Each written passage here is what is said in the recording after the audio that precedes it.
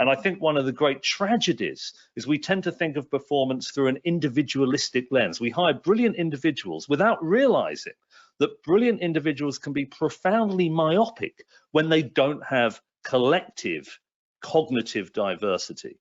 And the example with which I start Rebel Ideas, which Jim very kindly held up to the group, is the CIA. The CIA, the leading Western intelligence agency. And I want you just to think for a moment of the challenge of connecting diverse fragments of information coming in from your field officers in order to identify emerging threats from around the world to the Western alliance. I want you to think about how significant that is to the future of free societies. I want you to think how rigorous the CIA were on hiring. Brilliant individuals. They had a battery of tests. The problem is the recruiters were slightly biased in the way they assessed these individuals. And it turned out that when you took a step back and looked at the collective, every single individual was superb, but almost all of them, a staggering proportion, were white, male, West Coast, Protestant, upper middle class, liberal arts graduates. Each one of those would have been a major asset in the analytical apparatus of the CIA. But all of them from that background meant that they had a gigantic blind spot at the heart of the agency.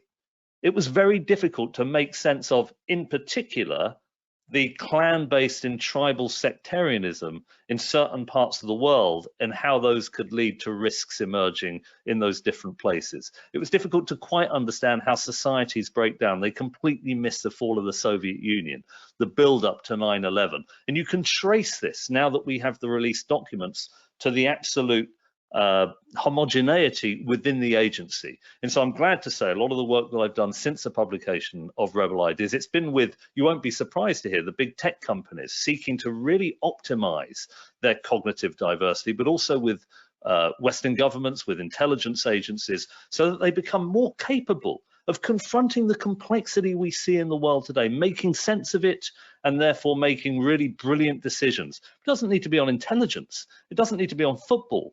It's about accurate predictions. It's about coming up with brilliant advertising campaigns. It's also about coming up with world-class strategy and innovation. But I want to make one point about why cognitive diversity is so significant to innovation, which I think is going to dominate the future in terms of how well organizations perform. Because even if you're brilliant at doing what you currently do, all it takes is one competitor to come up with a new way of doing it, which is slightly better, and then the equity value is in jeopardy at that point. So I think there always has to be some bandwidth, not just for executing brilliantly, but for how can we do things differently and better. And this is where cognitive diversity really comes into its own. And forgive me, Jim did say that he liked this example from Rebel Ideas. So I want to use it. And this is an example from the history, if you like, of innovation. And I want you just to think briefly about two ancient innovations, two ancient technologies, if you like. Wheels, which have been part of human civilizations for thousands of years, and luggage, which have been part of human societies for much, much longer. And you will probably note that each of these technologies has been improved through time. So in the case of luggage, we have better materials, waterproofing, better handles, and so on. And in the case of wheels, we have better designed wheels, better axles, better interfaces, and so on. But is it not interesting that it took until the 1980s for these two technologies to come together to solve a problem that the world had had for quite a long time, which is the technology of a wheeled suitcase? And I think the reason this innovation took so long is because it's very easy to become siloed. People who worked in wheels and in wheel technology hung around with other people who worked in wheels. They went to the same conferences. They read the same journals. The way they filtered information at a more subtle level was through the prism of the basic assumptions within the wheel community, the way they processed information. And the same is true in luggage.